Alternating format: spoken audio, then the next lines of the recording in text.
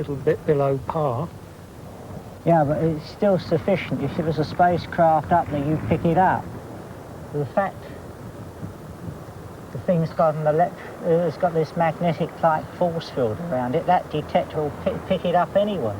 Well, if there's any flying saucers about, or extraterrestrial craft, we may be fortunate enough to detect something. Yeah.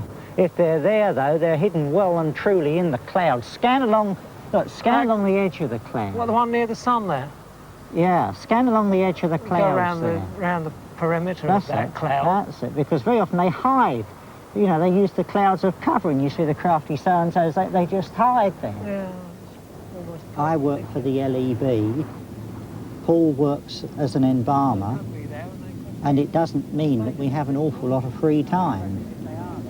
What we're trying to do is to obtain either actual contact or possibly pick up some type of intelligent message relayed from the people who man these craft.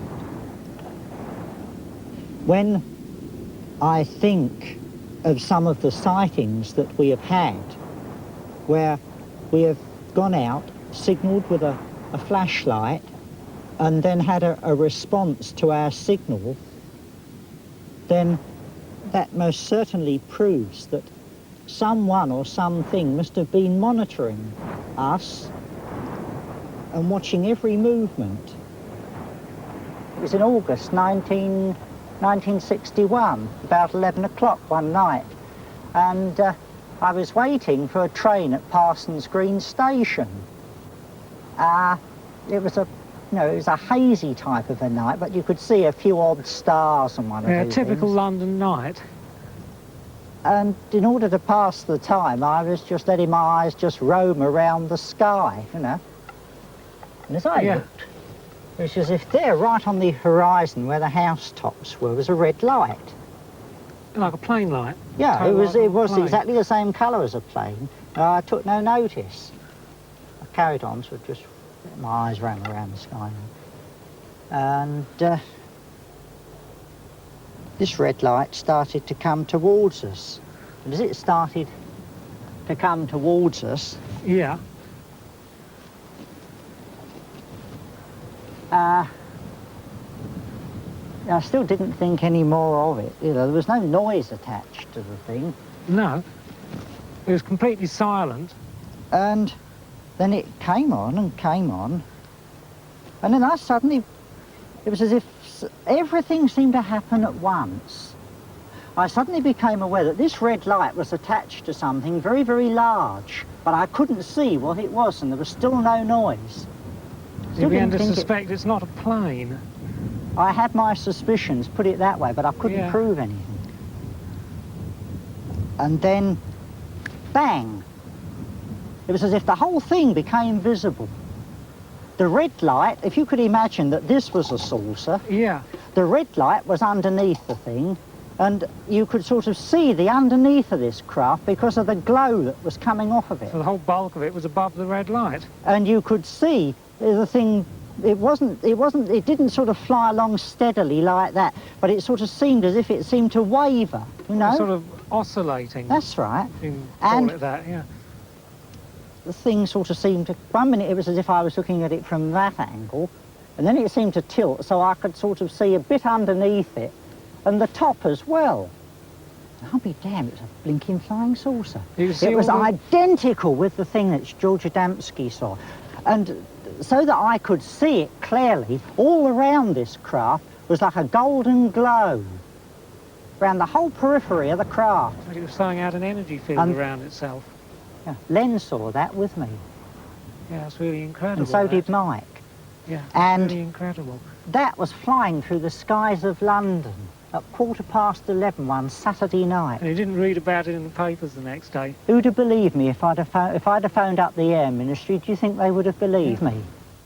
Strange objects have been reported since the beginning of recorded history. Some a foot or so wide, others 30 feet or more. This woodcut from Nuremberg dates back to 1561. And this one, also from Germany, appeared in 1566. Usually the objects are reported to be circular or cigar-shaped. The earliest known photograph was taken in Mexico in 1883. Several hundred objects were seen crossing the sun, and simultaneous sightings were reported from Mexico City and Puebla. Hundreds of thousands of photographs have been taken. Most have been dismissed as fakes, but this one, taken over Oregon in 1950, has never been satisfactorily explained. In January 1958, a Brazilian naval vessel was engaged in marine research off an island in the Atlantic when a strange object was sighted over the sea. It was seen simultaneously by a number of observers gathered on the deck. One of them, an expert photographer, took these pictures. The object moved at low speed over the mountains and disappeared briefly behind a peak. It was then seen again, flying away at high speed before it disappeared. This film was taken by an amateur photographer in Montana in 1950.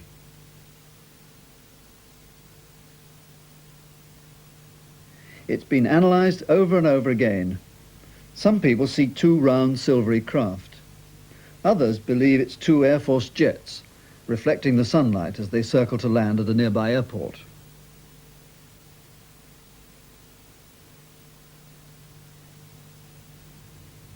Alleged UFO sightings are always the subject of intense investigation and speculation.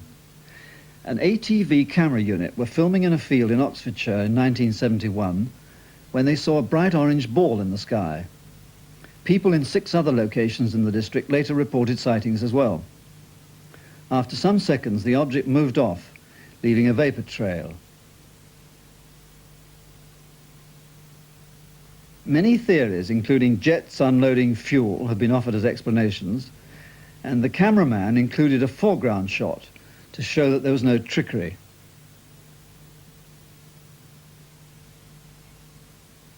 Detailed examination and inquiries about the film seem to eliminate conventional jets or planes, and these pictures imply enormous changes of speed.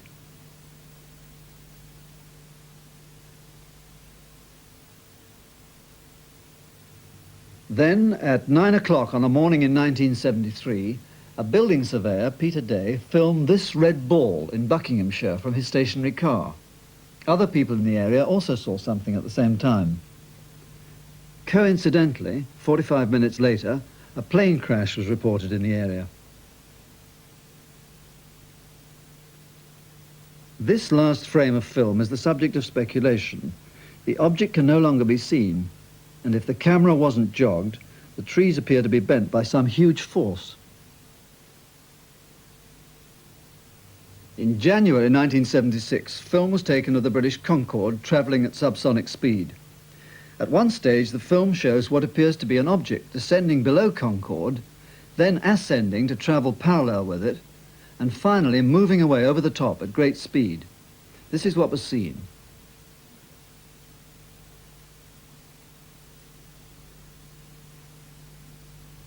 And here it is again in slow motion.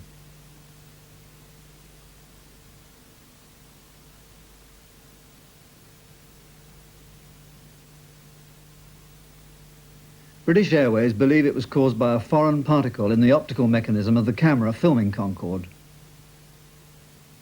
This sequence was filmed in America a few years ago. Thousands of people saw an object in the sky in the Rocky Mountain states. Hundreds of people reported it. Dozens photographed it. This film was shot by a tourist, and it shows, in fact, a huge fireball, a boulder about the size of a 3-story house, skimming the Earth's atmosphere in Wyoming and traveling on into space. But it's no longer the objects in the skies that are stirring the imagination. Like the angels of history, reports have come of flying men, humanoids, arriving in chariots from the skies.